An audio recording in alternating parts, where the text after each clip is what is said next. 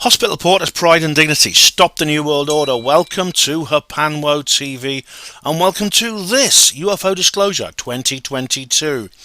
This is the first UFO Disclosure video I've done since August. There has been a kind of like, I wouldn't say a stagnation, but there's a sense of, get on with it for goodness sake, and then nothing happens sort of feeling. Do you know what I mean? And this is partly due, I think, to the emergence or lack of emergence of the new UAPTF report. Now, even before it was due to drop, which is due to drop on Halloween, a UAPTF report on Halloween, can you just imagine the memes? Well, even before that happened, there were distinct rumours going around that it wouldn't actually appear at that point, and indeed it didn't. And now we're way into November. It's a couple of weeks after Halloween, and still the UAPTF report has not dropped. Now, this doesn't. I don't know if that's significant or not. There's commentators on both sides of this debate, which I've been looking at, who say it's good, this is great, and some others say, oh no, that's a bad sign. But either way, I've had tax rebate applications returned with more punctuality than this bloody UFO report, I'll tell you. So we're gonna get into that in a little while. I mean, from what I gather, it's difficult to get real information out, but apparently even the full classified version has not been delivered to members of Congress. This could have been because of the midterm elections, but really, they knew when the midterm elections were. Anyway, they knew it was actually on the 8th of November. I mean, elections in the United States are always at a particular time. They're always at a particular date. You predict them in advance where they're going to be. But there you go. The full classified version has not yet been delivered to members of Congress, let alone the public version, which is published on the Director of National Intelligence's website. Hasn't happened yet, so we're still waiting. So we're going to talk this evening about why that might be, and what the implications of that are. But first of all, I want to get into some frolics because, basically, I don't know. Am I a bit childish? But I've owned a skeptic. All right. Do you want to see it? Do you want to see the thread? All right. Let me just find the thread. Okay, yeah, we're going to get into some frolics. Here it is. It's this video here by Alien Scientist. Let me just show you. There we go. Right. It's this video here by Alien Scientist. This is actually one of the videos I watched. New UAPTF report has answers, just not the ones ufology was hoping for. Well, I think that's pretty remarkable that Jeremy here actually knows what's in the UAPTF report.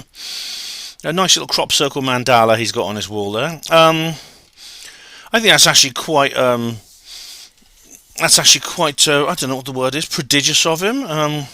Brazen, if he actually knows what's in the report. But then he is a bit like that. He's kind of like an American Richard D. Hall.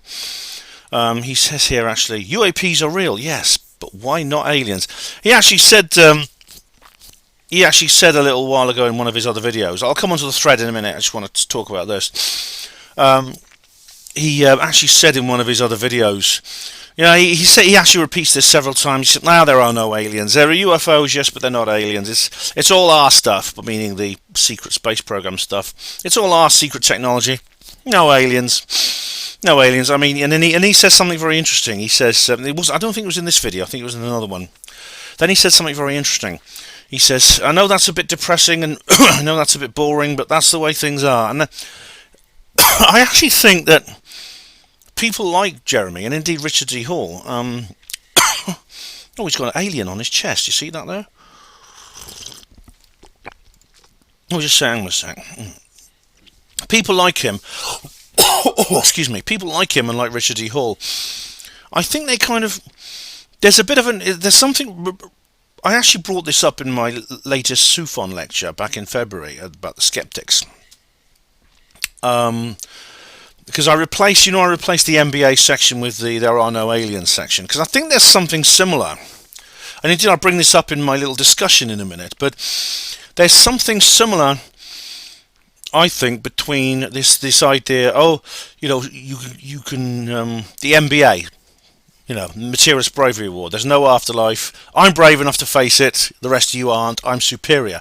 There's an element to this, I think. That's just a brief summary of it. I mean, you can go and check out the entire argument and the entire issue yourself on the video SUFON 2022 Skeptics 2022, and it's my lecture at the Swansea UFO Network.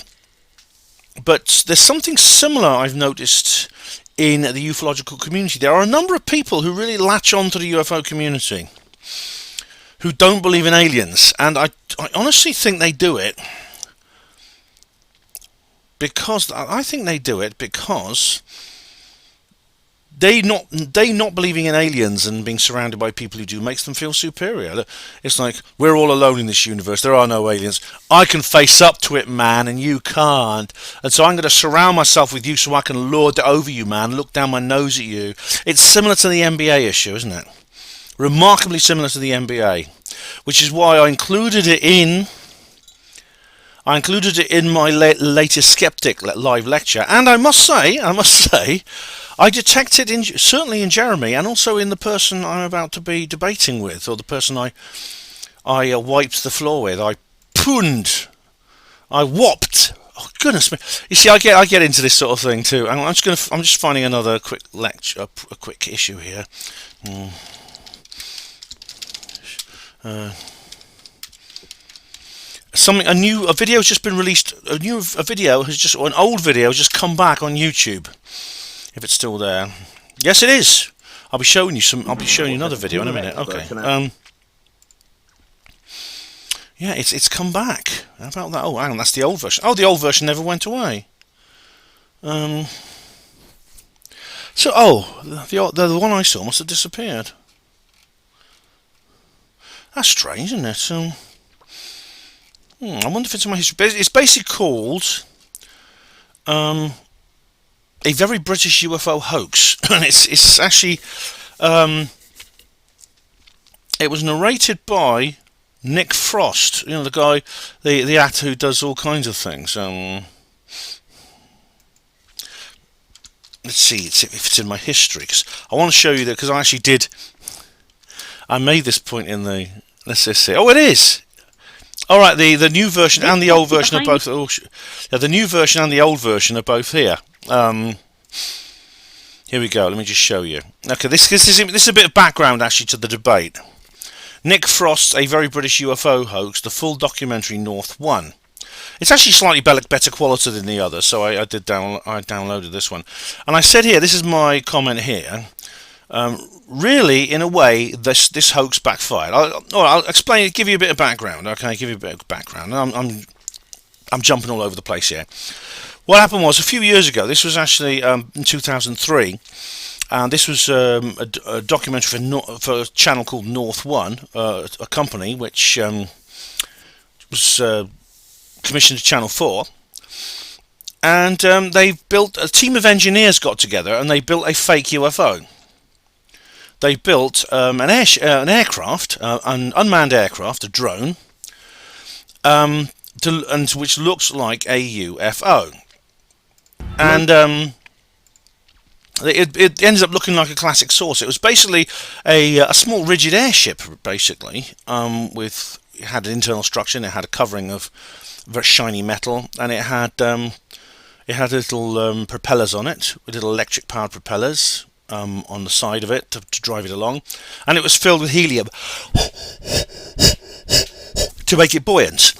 And they then flew this over They flew it over Avebury in the West Country, which of course is a meeting place of hippies and pagans and people like that. And they wanted to know, would the people believe it? Could they essentially start their own UFO story with a hoax? I mean, this has been downplayed, because this has been downplayed by a lot of people, including the one I'm debating with.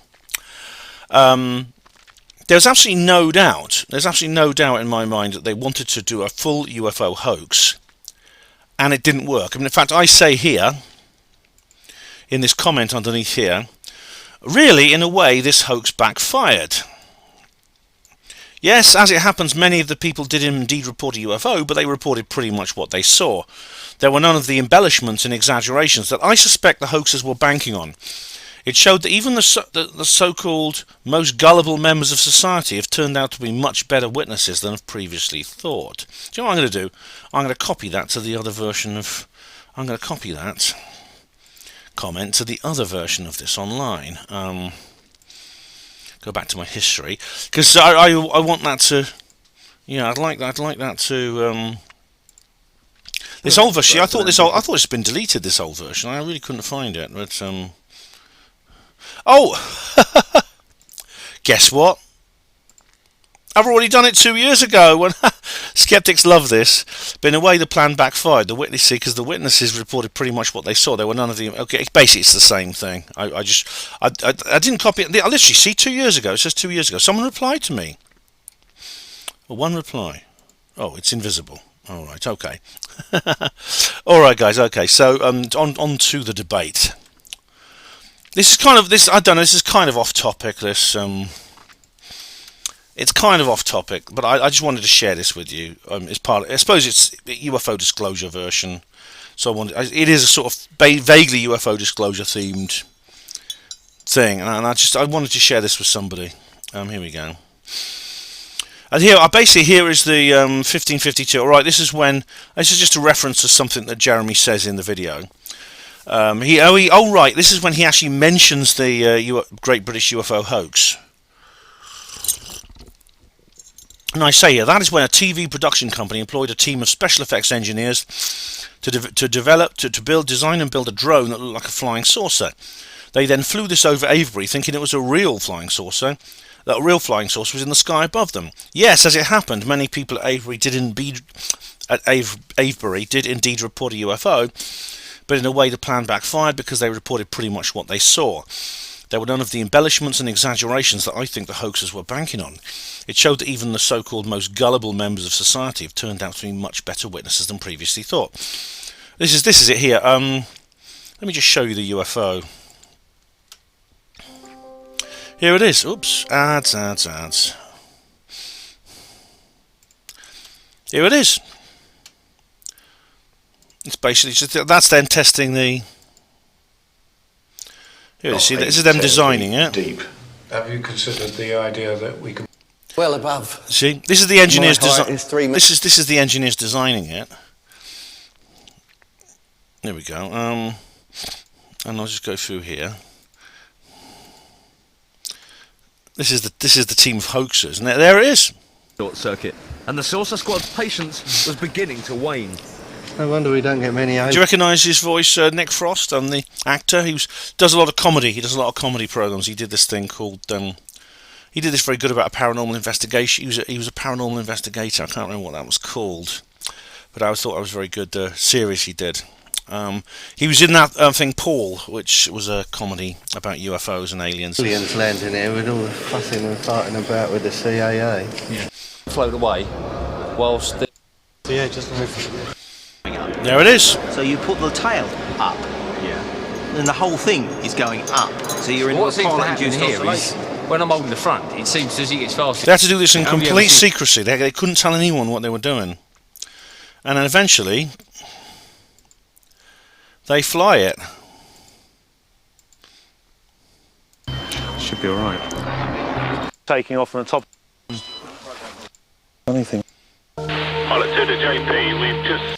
They had to do it At the launch site, pilot #1 world champ Steve Elias is making sure he gets the exact line to launch the 25-foot flying saucer at a...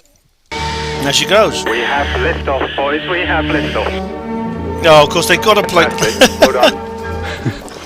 They got to play Blue Danube, haven't they? I'm surprised they didn't play the X-Files theme. Your discretion. Either you... There we are. fields with only a few cows and the odd bull there to witness. And eventually it lands. Spaceship over 4 miles of Wiltshire countryside. Well, now we'll come back to we'll come on to the reaction in a minute. But first of all, let's go back to the debate.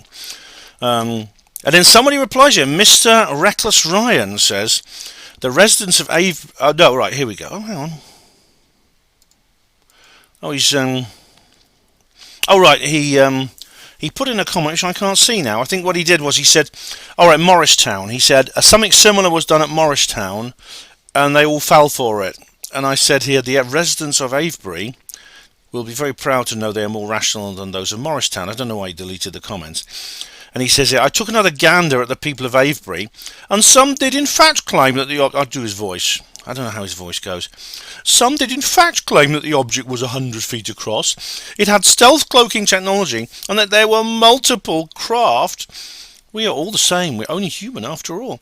And I said, I've not seen that citation. The thing is, people also want to... This is interesting. This is where I say here. People also want to believe that aliens and UFOs do not exist because inside a community of others who do, it makes them superior. Repeating the point I just said to you. And then he said something which I can't see. He's deleted that comment, but I replied to him, not really. The strangest thing somebody says. Oh, right. Oh, sorry. This is a reply to this one here, where he talks about them saying stealth cloaking technology, multiple craft. And I say here, not really. The strangest thing somebody says is it had a number 1 underneath it. And that was a second-hand witness, not the person interviewed.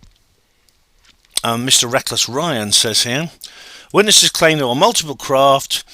That's weird because there was only one craft. Witnesses claimed that the craft was 100 feet wide, and that's weird because the craft was only 25 feet wide.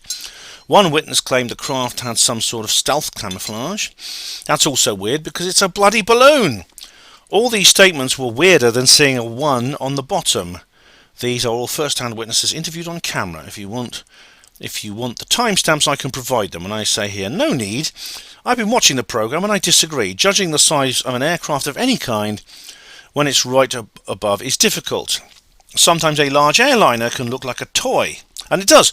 If you are looking up at the sky and a plane flies over and there's no landmarks or anything, there's no clouds, it's just the sky, it's hard to judge that aircraft's size. I mean, you know how big a plane is. It could just easily be a toy, you know. And I say here, it could look like a toy, and that's a familiar object, let alone a featureless UFO. Speculating about stealth camouflage is also probably a result of its reflective surface and colour. These are both errors, but they are not weird. They are also not deviations into the imagination from observing what was actually there, with two exceptions. The sightings of more than one craft, which could be caused by poor eyesight or faulty binoculars, and the number 1, which was related to the filmmakers' second hand. Did they try and track down the original witnesses? And Mr. Reckless Ryan says, thank you, that's the point. Witness testimony is flawed. It's not non-objective evidence. Witness testimony has been studied a great deal. People perceive things differently and make exaggerated claims or even false observations. That was the point of both hoaxes. Mission accomplished, and I say underneath here, no, the point of the hoax was that there to be a bombardment of stories of flying saucer landing, little green men roaming the village, mass abduction with probes, and visits from men in black afterwards. That didn't happen, therefore mission failed. Reckless Ryan says, you clearly missed the point, mate. Laughter. I say, not a chance. I saw that glint of mischief in their eyes. I've known many UFO skeppers in my time, and I know what it means.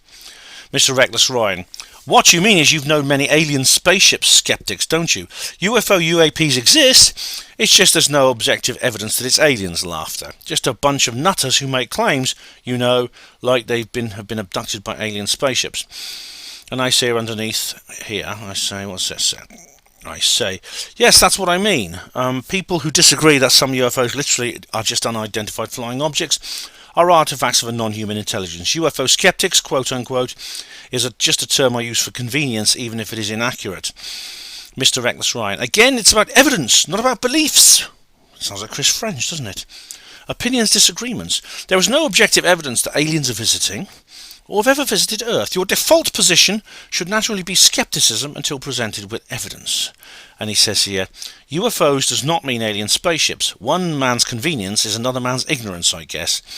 And I say, nonsense, I just made the distinction myself. Everybody knows what a UFO skeptic, quote-unquote, means in popular context. Stop being pedantic. And Mr. Reckless Ryan has not replied. Honestly, that was almost as satisfying as beating Steve Mumbling in a debate. It really was. Okay, guys. So moving... no, I won't show you any more of this. I was going to show a little bit more. yeah, you can watch it. The responses are, as I think I've quoted the responses correctly. Now, hope you don't mind me being here in this little study area rather than my studio area. I normally do these UFO disclosure videos in my studio area, but I want to do a lot of screen work in this particular video. So, I've just had a text from somebody. What did they say? La-di-la-di-la. Just one moment. All right, that's okay. That's something for work. I'd like to use my studio area because I don't know if you probably can't see from here, this angle and this distance. I've got a new Boudica picture. This was actually a birthday card, and I've kept it and turned it into a Boudica picture. So you'll see that on my next studio production. Okay, so what's been going right? The UAPTF report. I'll come back to that at the end. Even while I'm recording, the thing could bloody drop. You never know. But there's been some updates in other UFO disclosure, other disclosure news stories since the last program in this series, including the Calvine photo. First of all, Professor R.V. Loeb. Now, he's going to come up later as well by his absence in another story. But of course, as you know, he discovered Oumuamua, and Professor R.V. Loeb, I think, is a real hero in this field. He has a kind of he has a bravery and a sort of maverick nature that's very rare among scientists, and he's a very, very senior scientist. He occupies a special place as the astronomy. I forgot the name of it, but it's a special name for his position at Harvard University. He's Israeli, and he lives in the United States, and he's one of the top astronomers in the country, basically. And he's been in the country, and he's like highly respected across the world. And he didn't hold back, as he said the evidence led him to conclude that Oumuamua was built by aliens. And I've covered Oumuamua in previous videos, so if you don't know what Oumuamua is, you can look it up. But I remember talking about that with Kev Baker. Oh dear, poor Kev Baker. Things keep reminding me of Kev Baker. But I'll just concentrate on this. Professor Loeb says he's found a second interstellar object. In fact, there is actually a third one that was found by someone else, which is it's a comet, but it's interstellar. But Loeb thinks he's found another one much closer to home. It's here on the Earth. Now, it doesn't have a really very catchy name compared to Oumuamua. It's called CNEOS 2014-0108. But he calls it IM1, Interstellar Meteor Number 1. IM1 for short. It was discovered in 2014, and its analysis of its motion shows that it is from an interstellar source. It formed in a separate solar system. It flew on a very long interstellar journey over millions of years into our solar system, except this time it's much closer. It impacted the Earth. Now, it struck the ocean surface somewhere in the Pacific Ocean, a few hundred miles off the coast of Papua New Guinea, and it hit the Earth. It hit the Earth in 2019. But because he knows its orbital track, he knows it's interstellar. And he has organised an expedition to try and find it. And he said it would be a very important research project, because this would be, according to him, the first object ever of interstellar origin that's been found on the Earth. Of course, that's not true. Look at the Roswell material, but he won't go there. He won't go quite that far. But what he said he's going to do is he thinks this might be artificial, and I can't go into his reasons right now, but he's going to send a ship to the location closest to where he thinks the object landed, and he's going to drop a robot submersible, little robot submarine armed with detection equipment that's going to scan the seabed. And this is in the advanced planning stages. He's got the budget required, and I wish him luck. But the thing is, how feasible is this task? Because the sea at the impact site is 5,000 to 6,000 feet deep. And the object, or little bits of it, could be lying some distance from the best estimate of where it entered the Earth's atmosphere. And it's much smaller than Oumuamua, unfortunately. It's about 1.5 feet in diameter. It's about the size of a beach ball. Now, finding something in the deep ocean is extremely difficult. Finding the wreck of Titanic took 73 years, even though its sinking location was pinpointed very precisely, and it is of course far bigger than IM1. It's almost 900 feet long. Still took 73 years to find it. So I don't know how Professor Loeb thinks he's going to find an object 1.5 feet across in 5,000 to 6,000 feet of water. I mean, in the sea. I mean, the words needle in a haystack don't really fit, do they? But if he succeeds, fantastic. I wish him luck. He seems to be confident. He seems very confident what he's going to do.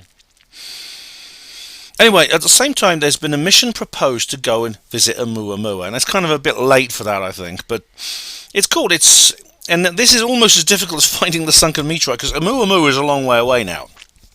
It's almost as distance as the planet Neptune. It's right at the edge of the solar system. It's getting further and further away by almost 1,500,000 miles every day. 1,500,000 miles. It can't be detected from the Earth anymore. So it'd be interesting, actually, if they find it and it's not where they expect it, because that means it's completely changed course. But even if you launched a rocket today, it would take years to catch it up. Absolutely years, because it's going very fast. And of course, it's going to take many years to build the spacecraft and design it, build it, and launch it. So it may not launch for 10 years, and God knows where Oumuamua will be by then. But I think it's worth a try. I mean, the ideal thing would be Oumuamua to turn around and come back. Like, well, I'm going to talk about something else later. But so Project Lyra, it's called Project Lyra.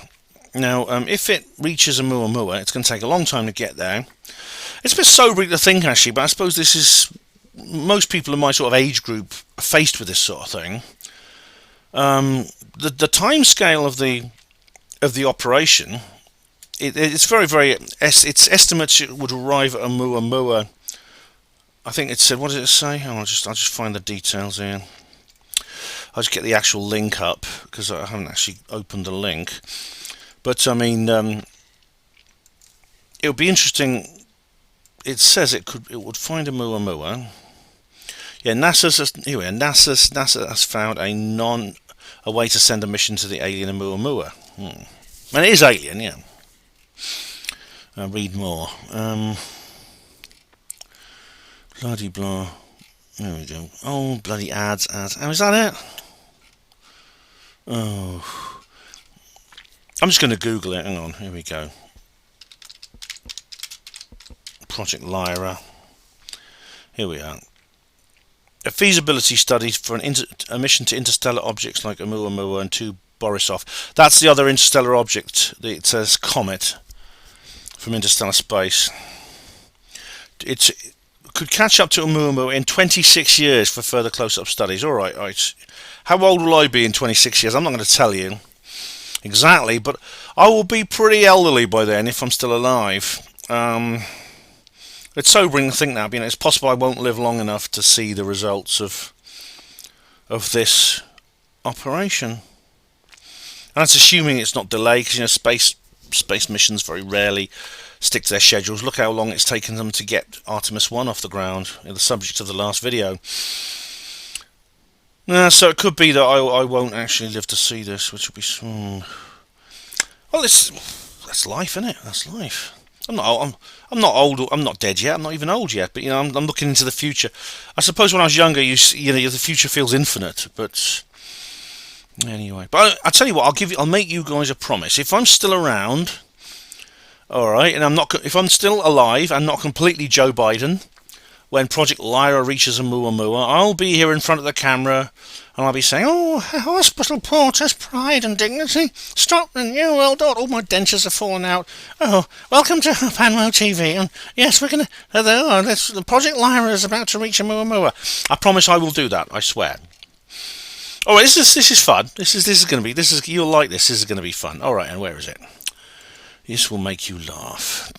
And it may make you think. How many of you have seen this? Office of the Director of National Intelligence, NIM Aviation. Right, now this is National Intelligence Manager Aviation. Right, this is a particular post within. It's a particular post within the United States military intelligence apparatus. Now we have here something very, very interesting. NIM Aviation, I mean, is the name of the guy, and I'll just find it a minute. He's a real person. This is all real. This is all absolutely real. That what you just saw appeared online, and it looks like a design for an official badge of a government department in the United States. And it has those words on it. And the 2 stars apparently are significant as well. I can't remember how that works. But anyway, the National Intelligence Manager Aviation is a real person. He's called Major General Daniel L. Simpson. Now, if you go to the website, it's www.airdomainintelligence.mil. You will not find that emblem in question anywhere. That emblem I just showed you anywhere on that website. So there could be several. There could be several reasons for that. It means it could be a draft for a replacement logo that was leaked to the public by the artist who designed it, or by a spy, an insider, you know, which is possible. It could be just some kind of joke, prank. It's different actually from the classical formats used by American politics. They tend to be based on the standard ones. Tend to be based on classical, as I say, classical or Roman formulas. And it doesn't mention NIM Aviation's proper governing body, which is the National Aviation Intelligence Integration Office, so it's slightly wrong in that respect, which is why I think it may well be some kind of prank. But what I find interesting in them is, I think, is this is what I find very interesting. This thing here. Now, if you look closely at it, oh yeah, I did write an article about this on Panmo Voice, as you can see. It has a number of aircraft here. This is a wide-bodied airliner, or maybe a fuel tanker or something, leaving a grey trail.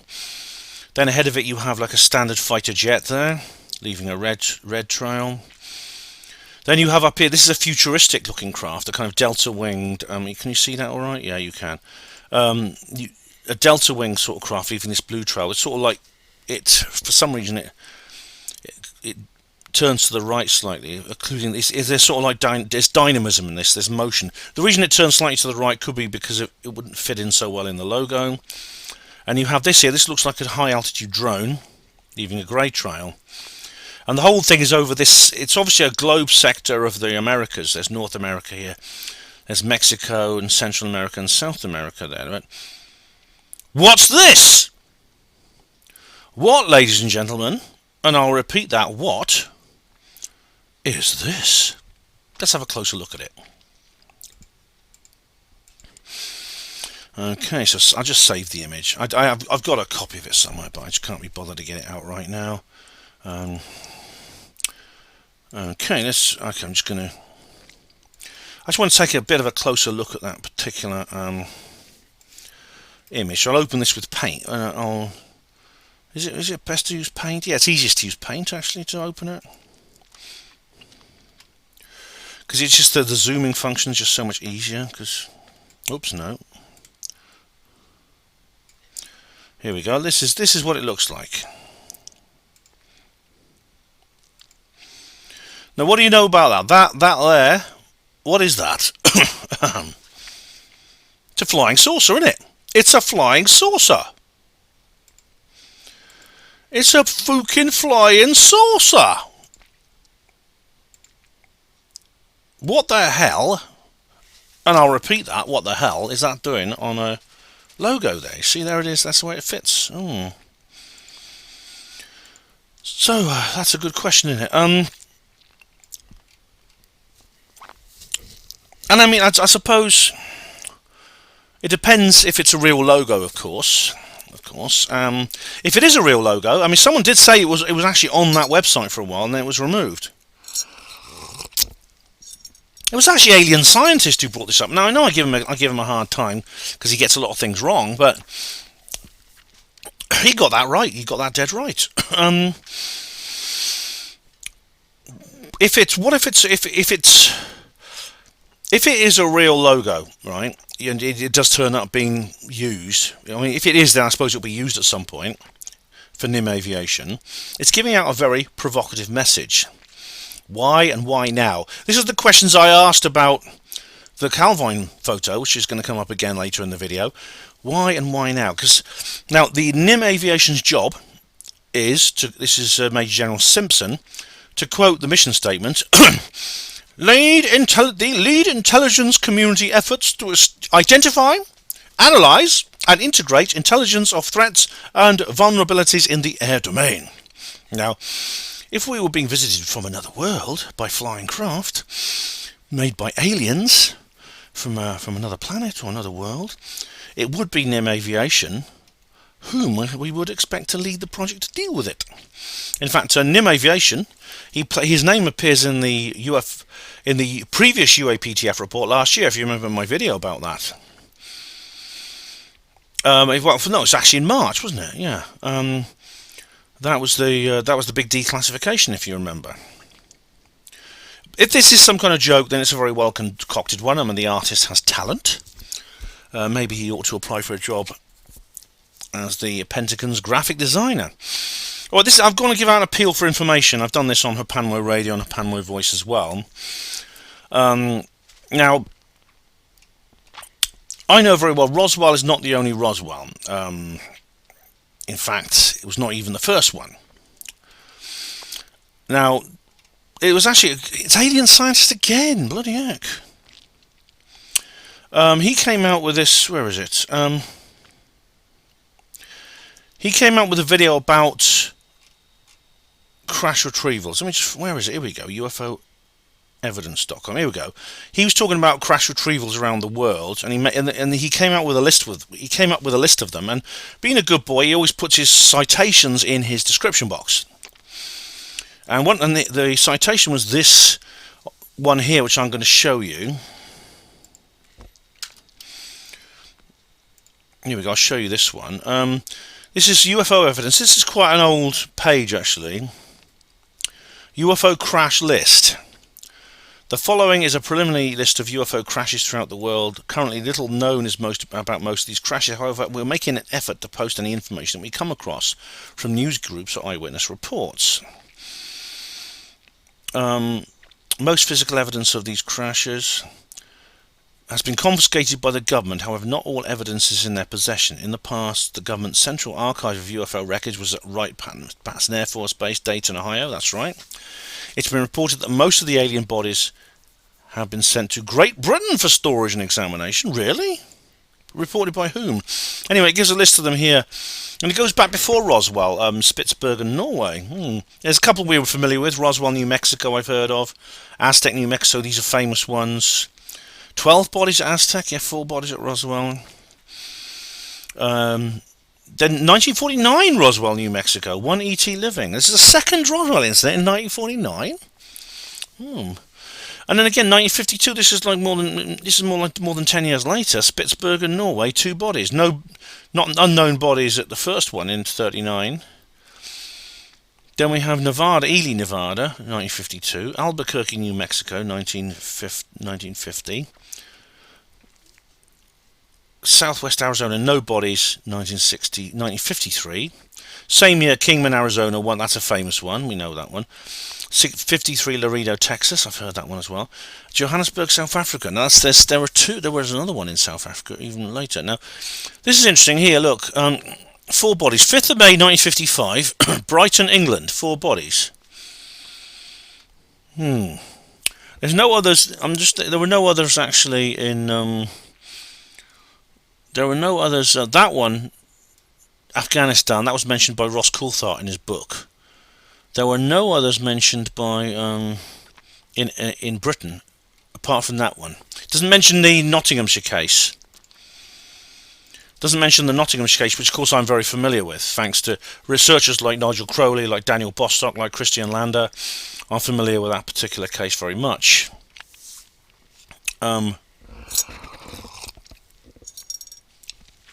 So this is interesting. Now, of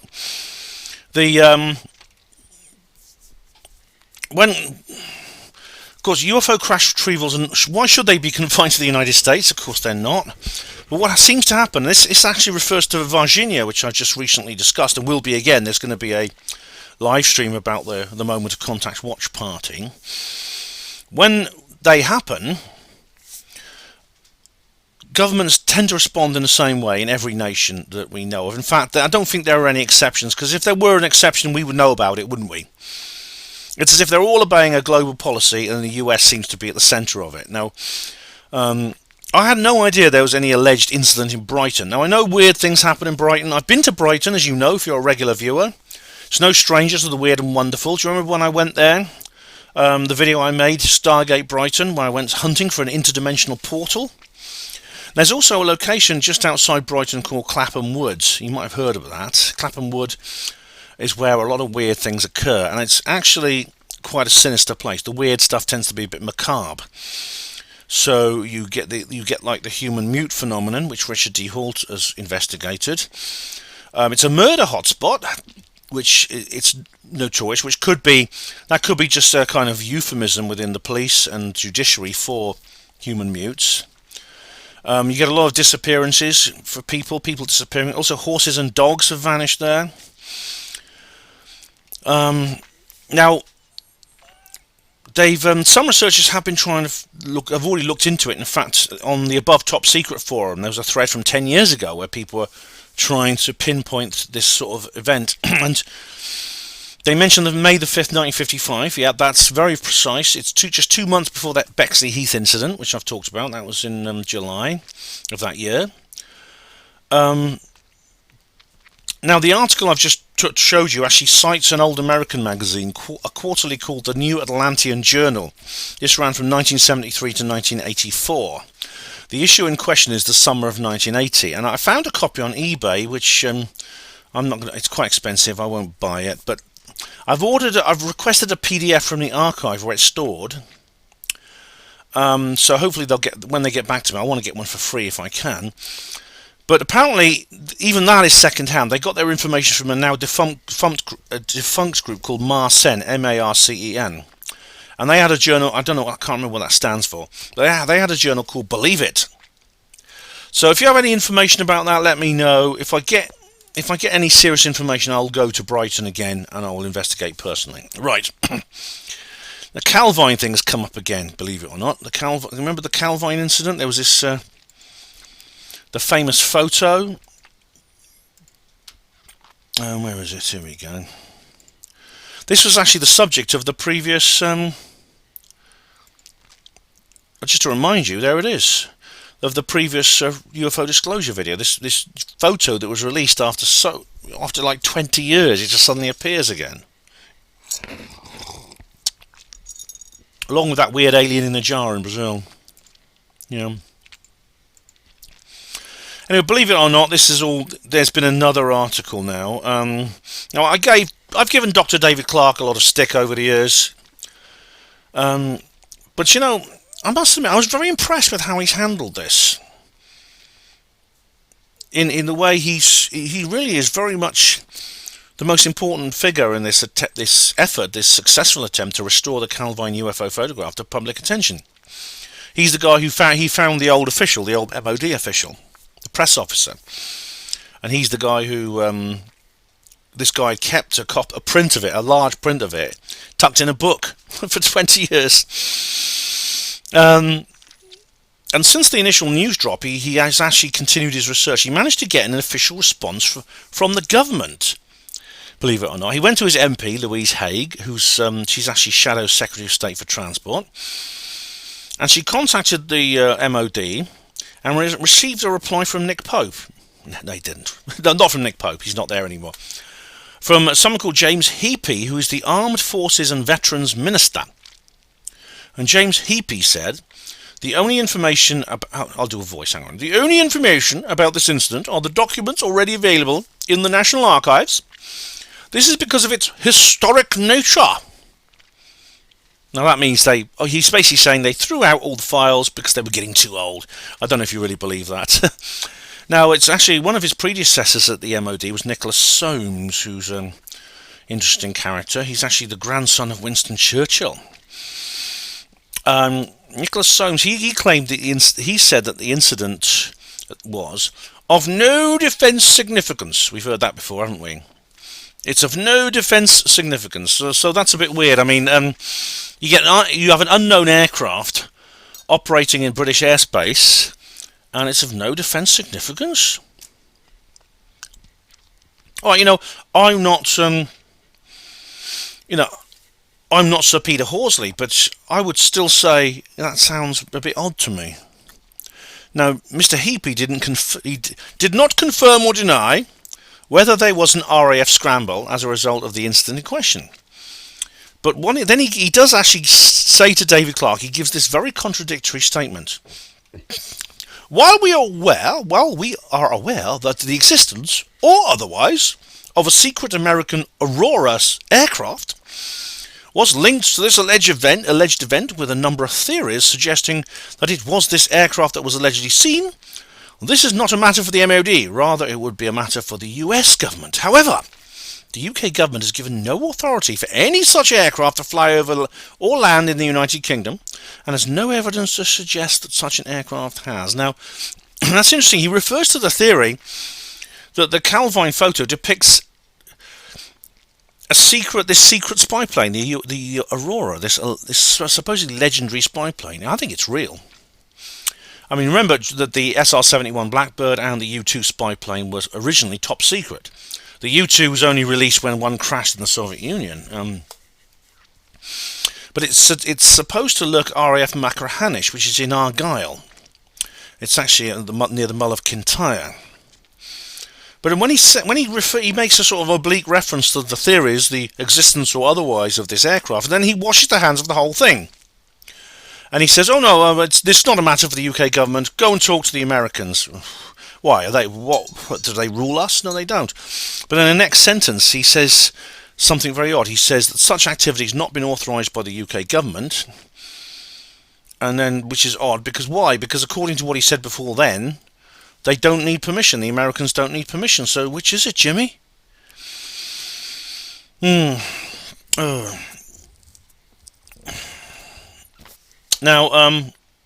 it gets a bit laughable. And Clarke, he kind of reverts to type a little bit because he starts wheeling in the skeppers. And he actually has found someone who claims to have solved the mystery. This is a Mr. Wim van Utrecht. I'm guessing he's a Dutchman by his name. From the Centre of UFOs for UFO Studies. He says, this is what he says. I can't, even though I'm half Dutch myself, I cannot do a Dutch accent. So I'm not going to try and do a Dutch accent. But he says, the photograph was concocted by hanging a Christmas ornament from a tree above and taking the photograph from a certain angle. Now, Meneer Utrecht, there is zero evidence for this, but Mr. Utrecht has found a picture of said ornament, a little Yuletide bauble that looks similar. He's found a photo of it, and he speculates that this is what the photographers did. I'll just show you. Let me just show you the bloody. It's laughable, but I just want to show it to you because it's funny. Where is it?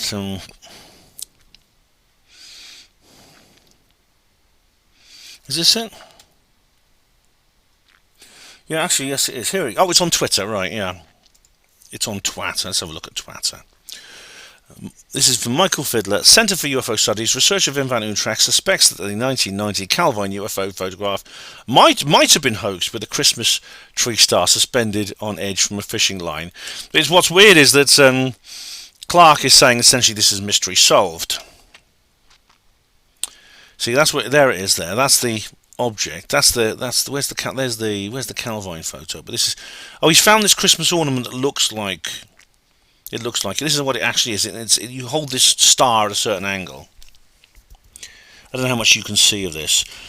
It's my impression that the edges of the UFO in the Calvine photo and those of grass, leaves or pine needles at the bottom image are equally sharp. The same goes for the setup above. Okay, right. Mystery solved? Clarke seems to think so. At least that's the impression he gives. This is his article, by the way. I'll just show you the article. Dr. David Clarke, Folklore and Journalism, the Calvine Photograph, MOD responds. I haven't actually gone through this article because there's not very little of interest in here. But he starts off quite well, but then he reverts to type, like he said. I can do his voice. Skeptics rightly say the more straightforward explanation is that the diamond-shaped UFO is actually a small model hanging from a thin thread near the camera. Belgium, not Dutch. Sorry. Well, he's Flemish, which is pretty Flemish. All right. Flemish. The Flemish people are the largest ethnicity of Belgium. Sorry, slight diversion here. The Flemish people are the principal ethnicity in Belgium. They're about 3/4 of people are Flemish. There's a quarter that are called Walloons. The Flemish are nothing like the Dutch. I mean, they speak the same language and they have similar religion. They're both sort of Calvinist, so they share a religion and a language, but culturally they're very different. The Flemish are very socially conservative. The Walloons, incidentally, are French-speaking Catholics primarily. So that's just a little explanation there. Belgium skeptic Wim van Utrecht believes he's identified the UFO as a 5-pointed cardboard Christmas star ornament suspended from the overhanging tree visible in the photograph. But as the Calvine photo includes both the large UFO and the tiny Harrier jet, a more ingenious arrangement would be required. Okay, well, it's that's it. I'm glad Clark is at least asking that question. In fact, on rereading this, I think maybe I was a bit hard on him actually.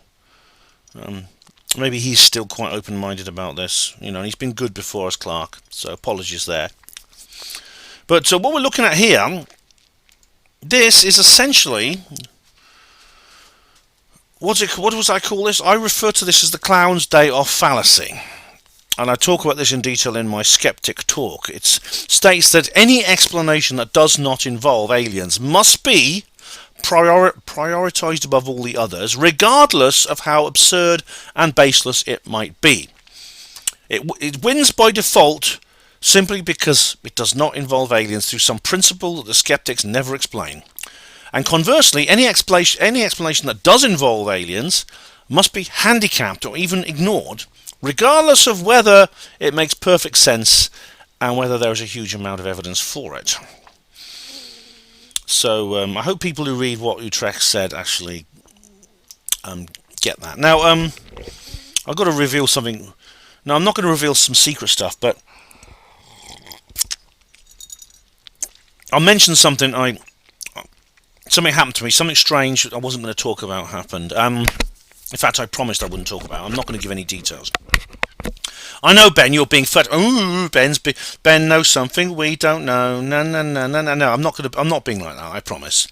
Someone at a recent conference I was at in the last few months, someone approached me and gave me some information, some private information. They revealed some private information that I think explains why Dr. Clark is so convinced that the Calvine photograph is in fact a secret American aircraft. I agree to keep the details and their source strictly confidential. I hope that this can be revealed soon, but it doesn't reveal that it is the Aurora or something similar, but it explains why Clark thinks it is. I do not think the Calvine object is the Aurora, for reasons I've explained in the previous video. Basically, the Aurora is a very sophisticated next-generation reconnaissance platform, but it's still an aeroplane. It cannot hover, it cannot ascend vertically, and cannot operate in the air silently. So, really, despite the fact that this is not as good as Clark's previous efforts, he has opened a channel of dialogue to the highest echelons of the UK military establishment, and that's that's quite an achievement. And he's honest enough to not to deny real evidence when it's handed to him. I mean, he's never trying to say, no, it's all the Calvine UFO photo is faked, and it's not real. I mean, he's never actually said that in as many words. Now, the BBC showed this really amazing. There's something from the BBC. Now, the BBC, as you know, are a bunch of a-holes. But every so often they come up with something really cool. I don't know how many of you have seen this, but there's this new program that's come out. It's called First Contact, an Alien Encounter. Well, how do I do this? Here we go. There we go. Right. And it's on iPlayer here. By the way, it'll ask you if you've got a TV license. Just say yes. First Contact, an Alien Encounter. I've been watching this. I won't play too much of this, but basically what happens is this is Jodrell Bank. To give you a summary, this is what happens now. They pick up a signal from an object in space. They pick up this signal from an object. This is the Jodrell. It's all very dramatic, actually. I'll just play this. I'm sorry.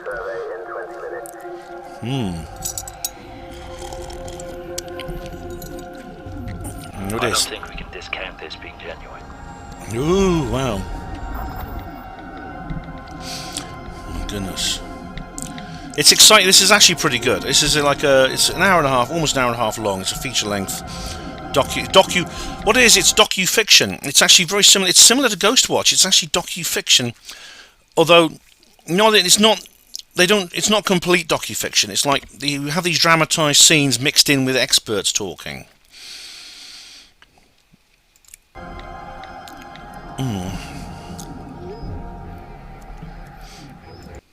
Tremendous number of possible habitable worlds. Let's go through this. Can you see that? Oh, yeah. Oh no, I'll put it on display caps. Here we go. Oh, this is Jill First of Tarter. all, your first concern is the signal real? SETI Institute. All right. Secondly, is it coming from the sky or coming from the local environment? No, I've mentioned this lady before because she was one of the pioneers of SETI along with Frank Drake in the 60s and Carl Sagan. How many of you seen my SETI and UFOs videos? I mean, I've done several versions of this. Now, the best one is actually not mine. It's Tajinder Gill's.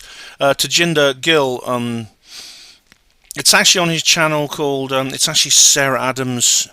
It's named Sarah Adams something contactee or something, and it's a recording of my appearance at the AwakeCon, which is something he organised in 2017 in Hampshire. And that's by far the best version I've ever done of this particular talk. Does it have any information content? Have we ever seen?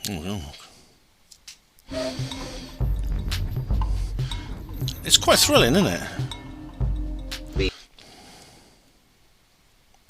Oh, it's talking about the wow signal then.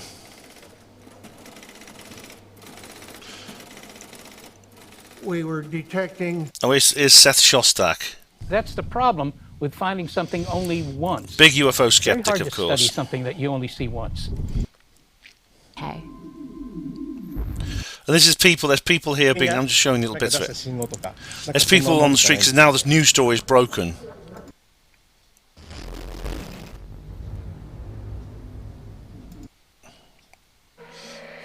Hello to everyone new who's joining us today. So our teams have been. Now some people are raiding the shops. See, it's panic buying and things. There's been an increase in people feeling that there has to be something I can do.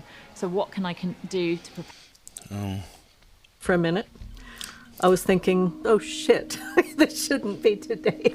I just want to relax. But then I got very excited. She's actually talking about Oumuamua. There's actually, here we go. This is a bit about Oumuamua. Honolulu, yeah. My colleague called me at home. You see this? And said, Karen, I think we have found an interstellar object. I was silent for a minute. Now this is. Let me just. I was thinking, oh shit, this shouldn't be today. This is like. I just want to relax, but then I got very excited. What's something annoying about this? Hang on. Here that there was another force on it other than gravity. Oh, this is it. Now, here we go. what might? Hang on. This is supposedly a picture of Oumuamua. Right, Oumuamua doesn't. This is like an image of Oumuamua. Now, Oumuamua, I should point out, has never been seen up close. It appears in. Oumuamua has never been. Oumuamua appears in astronomical data as a red dot. The closest image we got of it is a red dot. Yeah. If you Google Oumuamua and go to images, you get this. This is the kind of get. Here we go. There's this here is the classic one.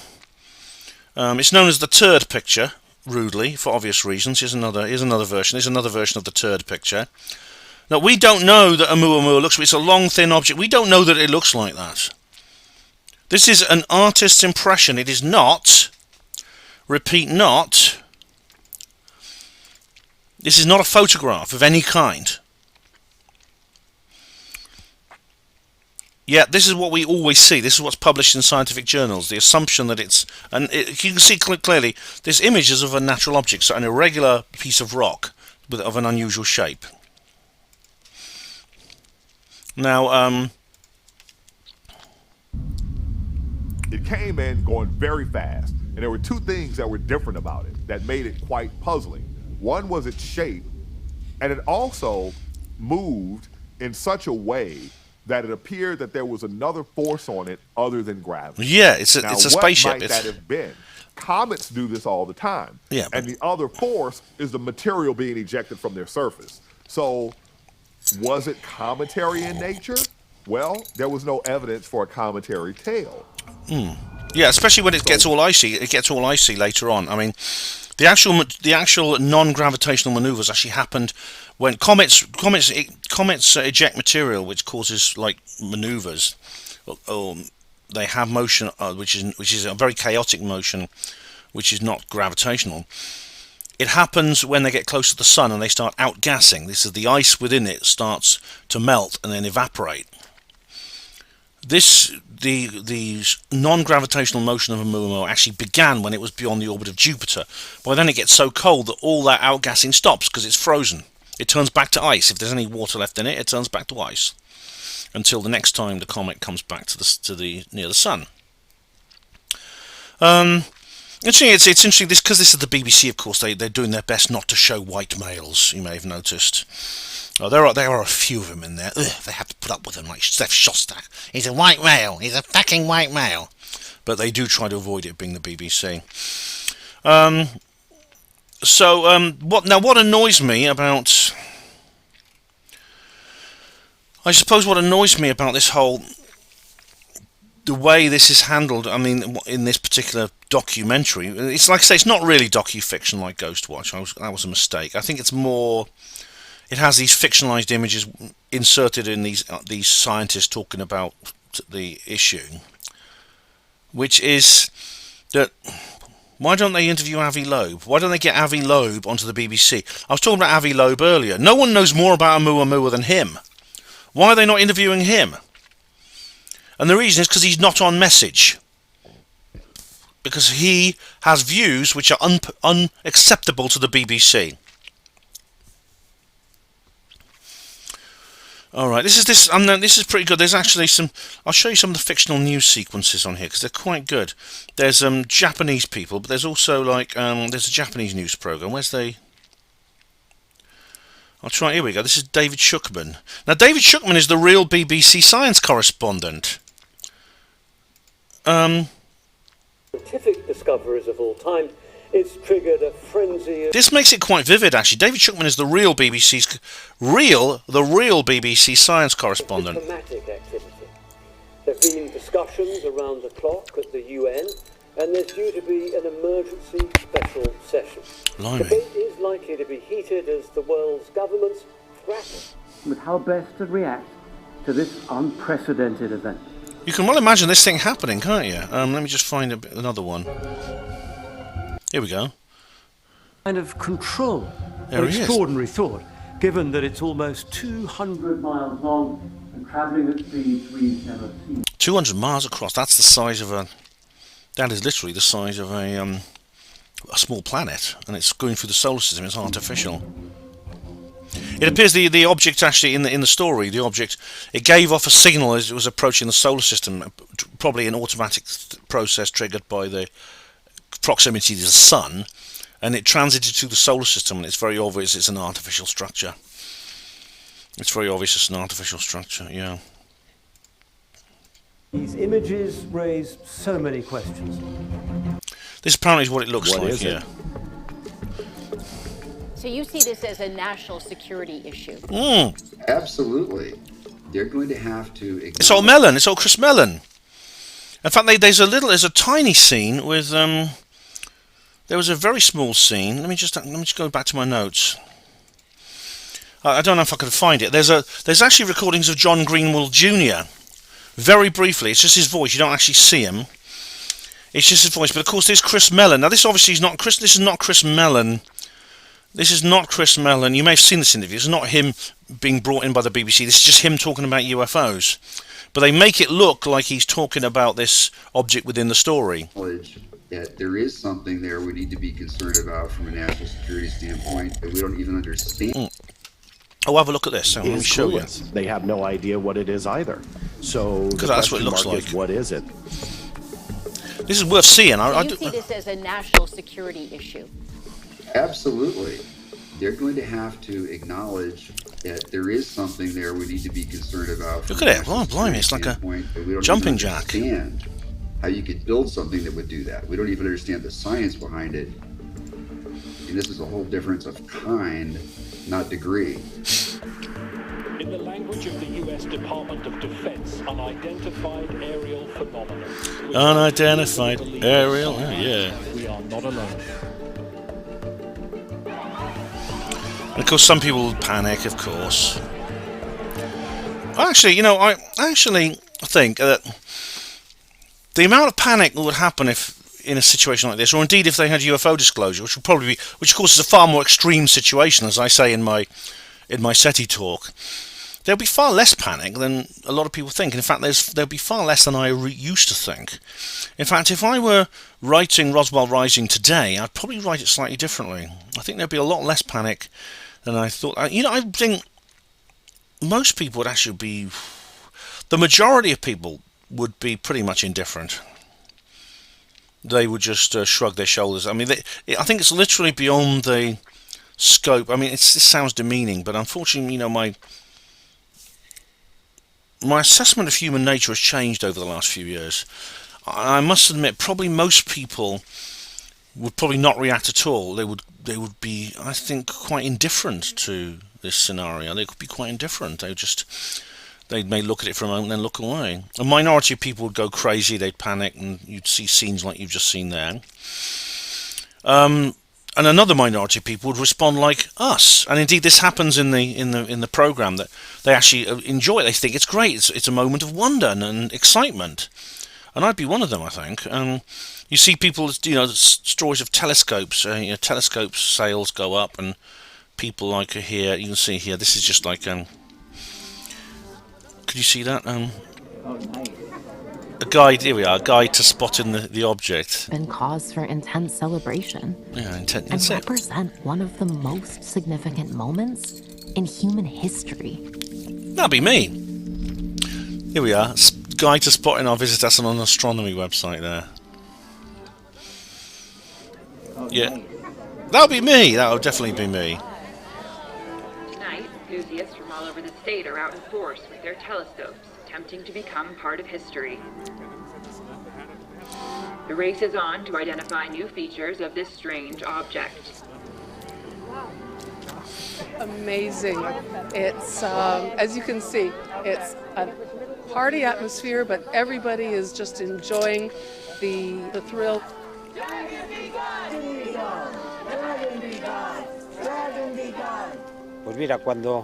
Yeah, that'll be me. That'd definitely be me if this was the situation. I'd like to see this happen. I really would like to see this happen. Let me just go forward slightly. I guess see if I can find more. And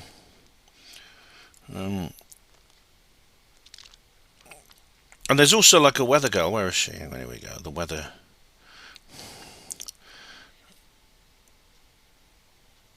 It's actually quite, I must say, it gets quite moving towards the end. Here we are. This is. Here we are. Here she is. This is.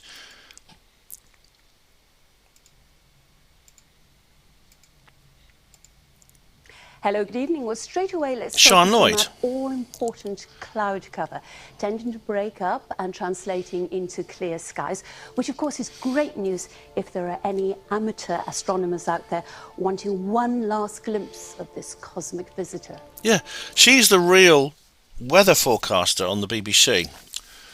who does the weather reports. I think the BBC or ITV. I think it's BBC because this is a BBC production. And look, people have a... As we know, we're expecting a few million people to mark the occasion throughout the country over the course of this evening, and that's anywhere from Snowdon, Oruthba, all the way down to Trafalgar Square. Pretty mass gathering expected there.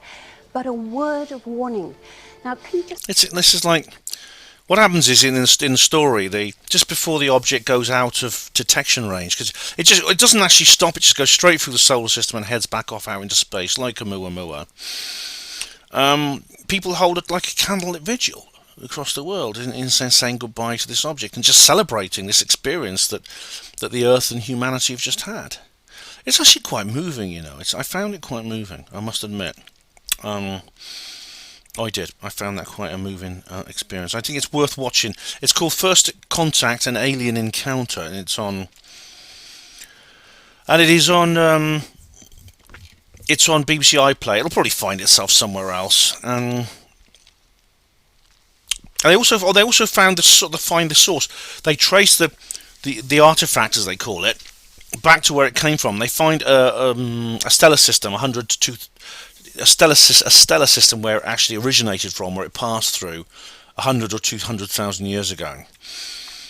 And when the James Webb Space Telescope is aligned with the star, it identifies a Dyson swarm around the star, like Tabby star. However, there are no organised radio emissions from this. The civilization that produced the Dyson swarm and the artifact that just passed through the solar system no longer exists. Because the artifact is actually not a spaceship, it's just a glorified piece of lifeless space junk. This, of course, is the L factor in the Drake equation. Cultures and even entire species, when compared to cosmic timescales, endure for just a moment. And as one of the experts says, when we encounter the evidence of them, it's far more likely it will be evidence of their past existence than their present. Like in that story, The Star by Arthur C. Clarke, which is actually quite heartrending. Actually, that story. It's a 5-minute read. It's called The Star, but it's quite sad. It's a sad story. So two independent species would have to be very lucky to encounter each other while they were both enjoying that brief explosion of living activity. And as one of the experts says, exopolitics is more like archaeology. If we're lucky, there might be some well-preserved material from the lost aliens, literature, scientific knowledge. Now, as I said, it's a technically brilliant program. It's well designed, and it has this sort of lucid, realistic feel to it. It's very moving, like I've said, and it's the kind of story that Arthur C. Clarke would write, actually. But its poignant premise, though, is actually false. It's happily false. Because, you see, finding extraterrestrial intelligence has already been achieved. It was achieved a long time ago. The task is a lot easier than scanning distant reaches of space with $1 billion telescope. As I've said in my SETI talk, just go outside and look up at the sky. You could even go and knock on someone's door, because aliens are not out there. They're down here on Earth with us. We see their flying vehicles all the time in the sky. If you go out and you look for one, you'll probably find one eventually. Some of them are just a few feet above our head.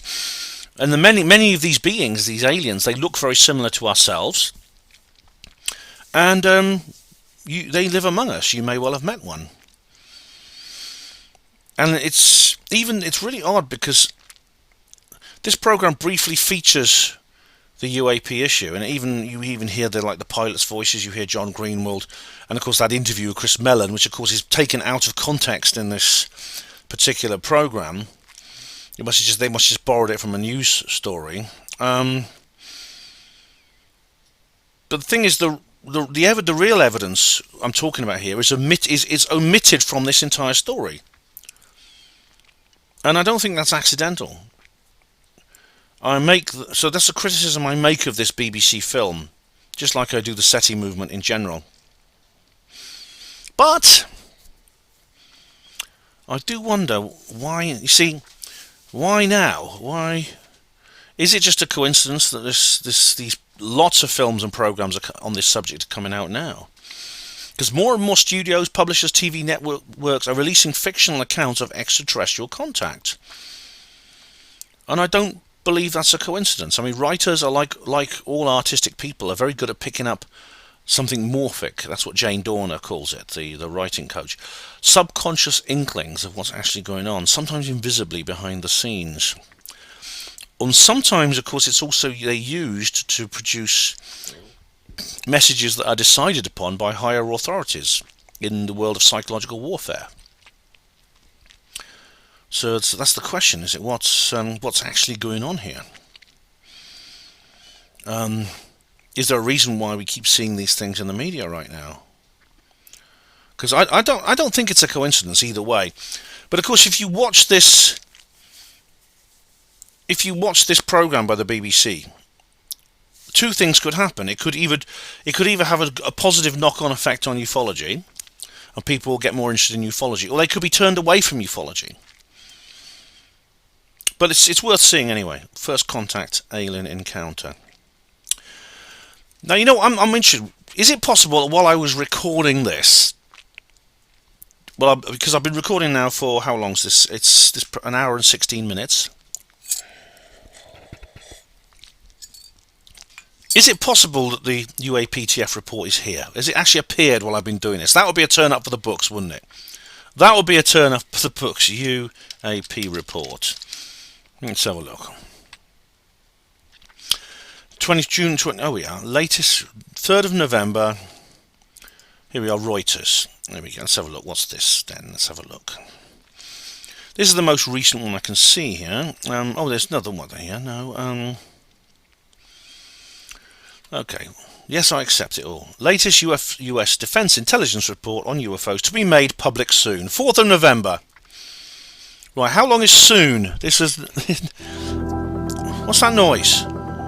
Considering that the Earth's forests cover as much as 30% What's that bloody noise? of human-induced CO2 emissions, oh, bloody hell, it's an ad. offer meaningful ecosystem benefits. Considering that the Earth's forests cover as much as 30% of human-induced CO2 sorry, emissions. guys, I'm sorry, I can't stand that. Let's just... I'll open it again and see if it doesn't make that noise.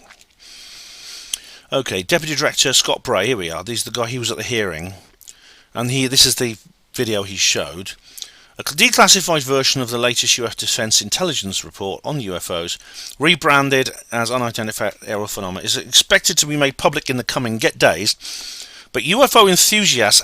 Stop saying UFO enthusiasts! Hoping for the government to judge any of the hundreds of UFO military sightings under scrutiny as visits by extraterrestrial spacecraft are likely to be disappointed. Well, we'll see, won't we? They're doing... Oh, anyway, that's just like... some idiots were saying it was drones, yeah, and that was completely dismissed. All right, so this was on the 3rd of November, November the 3rd, published November the 4th. Within the coming days, that hasn't happened. Okay, guys, so let's go to... What's next? 31st of October. Another UFO report expected this week. Okay. Some in this instance still unexplained. The enduring debate about whether you have blah-de-blah-de-blah. Intelligence agencies will provide Congress with an updated report on UFO incidents in this past year. It appears that more recent incidents are being attributed to weather balloons and airborne clutter. That was a load of bollocks, that was. I know what they're talking about here. Avril Haines, DNI, says it's going to provide Congress with its first annual unclassified update on UAPs. But that hasn't happened yet. The update reports the DNI's first ever report. Oh, that June 22 one? Yes, released 144 UAP, although...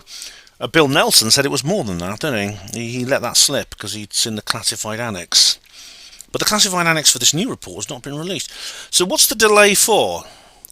There's no single explanation that addresses the majority of UAP reports. Just Susan Goff. Oh, Susan Goff. That name keeps coming up, Sue Goff.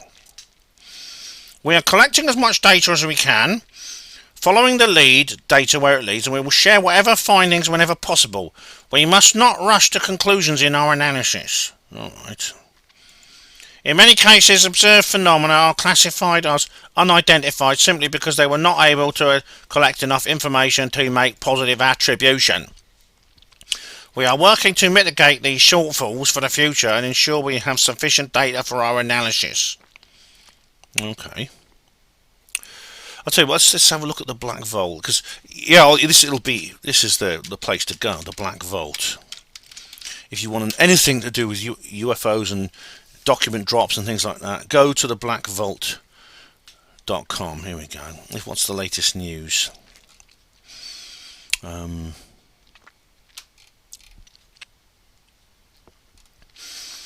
Nothing here. Right, no doubt John will have a lot to say the moment something happens, but nothing is happening so far. Oh, here we go. Exclusive UAPX a sneak peek at the UFO. This is 11th of November. What's this? Oh, go away. UAPX offers a sneak peek at their UAP briefing given to the Congressional Committee. As the world waits the second, but now nearly 2 weeks late, public UFO UAP report published by the US government, a different development has unfolded this week behind the scenes. For months, a group that specialises in investigating the phenomena and providing direct access to the general public of a review operations subcommittee, etc. The briefing was given last Wednesday. The group has offered the Black Vault an exclusive inside look at what went down. They are known as UAPX Inc., and according to their website, they bring to blah blah blah. The group's founder Kevin Day, of course, is one of the witnesses from the Nimitz or from the Princeton. I don't know. I know that Sean Cahill was on the Princeton. Either way, and this is the team here. And here we go. Door remains open. There we go. And this is the 5 observables here. For 45 minutes in a virtual conference room setting, the team at UAPX went over their capabilities and findings from past expeditions.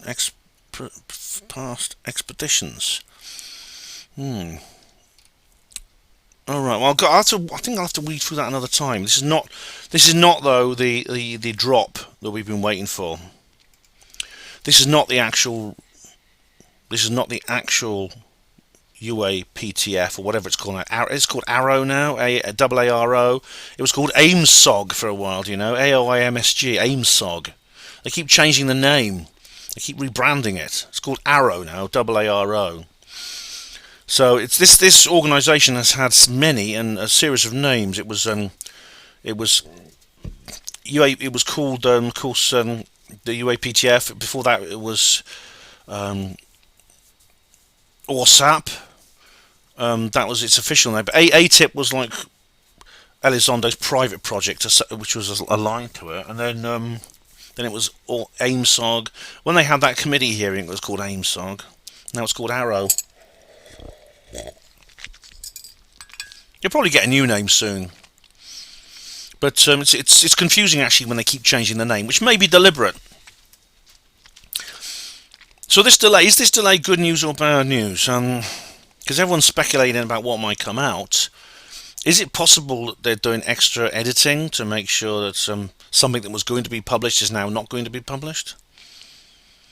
Is it a case of, oh my God, we can't tell them that? I thought you said we could. Well, I've changed my mind. Something like that? Or are they just...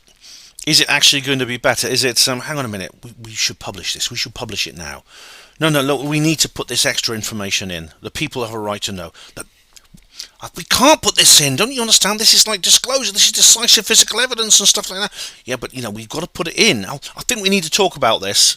All right, we'll have a discussion about it. We'll have a committee meeting tomorrow. And they have another committee meeting and another committee meeting. And eventually, when the report comes out, it's going to be even better. Which is it? Good news or bad news? We'll find out. I bet. Do you want to bet while I'm editing and uploading this, the damn thing will drop, won't it? If so, I'll just have to. All right, I'm gonna upload this video as it is, no matter what. Now I'm gonna edit and upload it. It'll be up within a few hours. Whatever happens, this video is now going up, and I'll just make. If it drops while I'm doing that, then I'll just make another video. Will that be all right with you guys? I'll just call it UFO Disclosure, blah part 2. Anyway, that's it for this particular video. There's more videos coming soon. Maybe another UFO Disclosure video. I'm going to do the Moment of Contact Watch Party live stream, and then after that, well, I've got a special Christmas watch party idea, which I'll reveal to you soon, and there's a lot more as well. So until then, thank you for watching Hapanwo TV. Hospital Porters, pride and dignity, stop the New World Order.